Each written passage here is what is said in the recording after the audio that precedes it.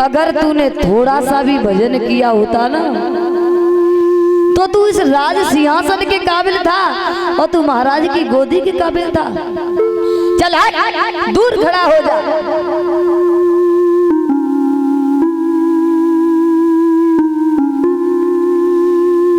तो भाइयों, महारानी सुरजी की बात रानी सुनीति को बहुत कड़वी लगी। बेटा को छाती से लगा लिया, बोली बेटा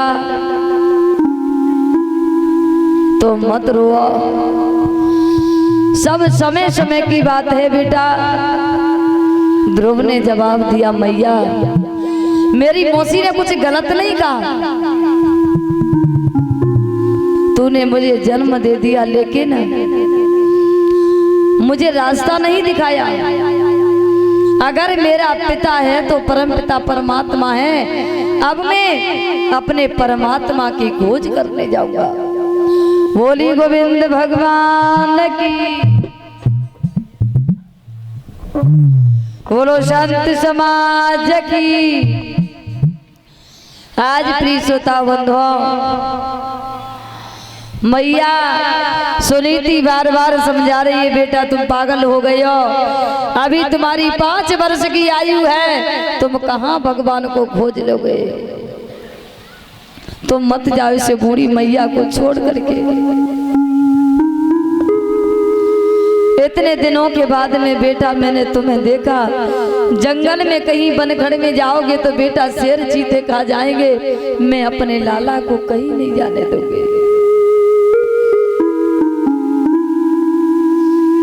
आज प्रिय श्रोताओं बंधुओं, मैया सुनीति समझा रही है।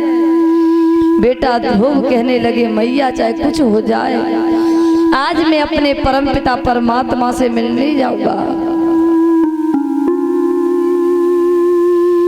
मैया सुनीति रोते रोते बेहोश हो गई। बेटा ध्रुव माँ के पैर छू करके और आज परम पिता परमात्मा से मिलने की आज रास्ता घेरी।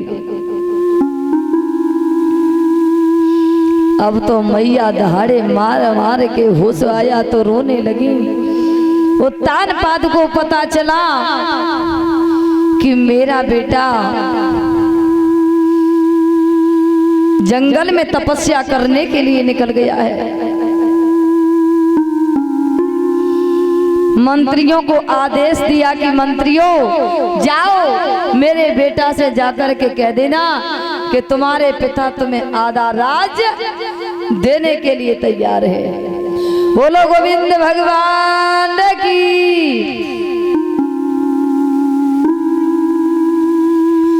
जब बेटा निकले वहां से तो मंत्री पहुंच गए, बोले बेटा ध्रुव राजमहल में चलो, महाराज ने कह दिया कि आधा राज्य तुमको देंगे।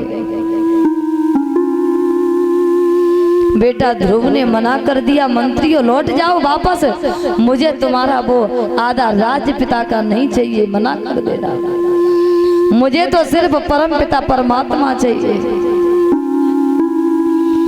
बेटा ध्रुव लौटे नहीं। मैया पागलों की तरह देखती थी कि मेरा बेटा कहाँ किधर होके आएगा, कब आएगा, कैसे आएगा। अब तो माता खाना पीना भी छोड़ जाती है, इतनी रोती अपने बेटा की याद में, और यही सोचती है कि बेटा मैंने इतने दिन के बाद में तुझे देखा, लेकिन 5 वर्ष की उम्र में इस मैया को छोड़ के तू चला गया। अब तो मैया न किसी से कुछ बोलती है न कहती है, पागलों की तरह खेत पे भूखी प्यासी बैठी रहती है। बोलो गोविंद भगवान की। जब बेटा ध्रुव आगे बढ़े तो घनघोर जंगल में पहुंच गए।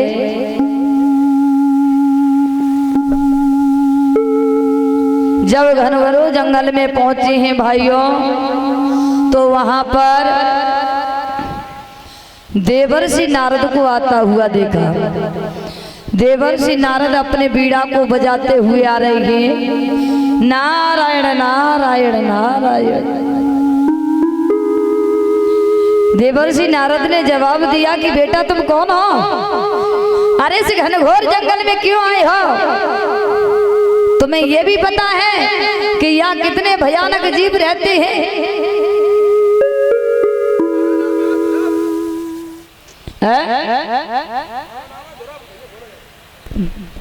हम यहाँ पर तपस्या करने आए हैं। तपस्या करने आए हो? हाँ, तपस्या करने आए हैं। तुम अभी छोटे हो, तुम लौट जाओ। हम छोटे? हाँ, देख लो, छोटे दिखाई दे रहे। हम तो भगवान को भजन करेंगे, हमने मानेंगे। आओ, बहुत परेशान चल रहे हो, कह रहे हो गर्मी के मैं बहुत परेशान है।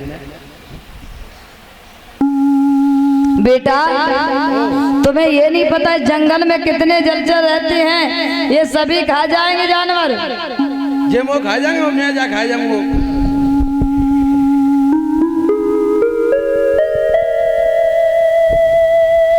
बेटा ध्रुव ने जवाब दिया कि गुरुदेव मैं लौटने वाला नहीं हूँ, मुझे किसी से भय नहीं है, क्योंकि ये शरीर तो नाशवान है,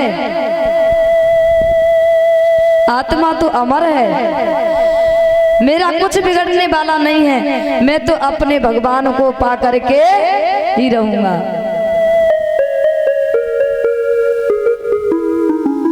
देवर्षि नारद ने समझाया बेटा तुम्हारी मैया की दशा वहां पर क्या होगी, चले जाओ उस मैया के पास में रहो। जैसे मैया ने तुमको छोटा सा पाला है, अभी तुम 5 वर्ष के हो और तुम इतनी हट पकड़ रही हो, वहां पर मैया और तुम्हारे पिता ढूंढ रहे होंगे। बेटा ध्रुव ने मना कर दिया कि प्रभु मैं तो अपने भगवान को पाके रहूंगा। तो देवर्षि नारद ने एक मंत्र दिया, उस मंत्र का नाम था द्वादश मंत्र। ओम नमो भगवते वासुदेवाय। ये द्वादश अक्षरों का मंत्र है, इसलिए द्वादश मंत्र बोला जाता है। और कहा कि जाओ मधुवन में जाकर के भगवान की तपस्या करना, यमुना के किनारे, वहां जाके भगवान के दर्शन हो जाएंगे। बोलो गोविंद भगवान की, बोलो भक्त वत्सल भगवान की।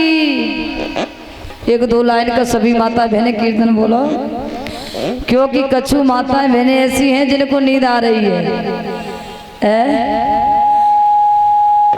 सभी माता प्रेम से बोलना।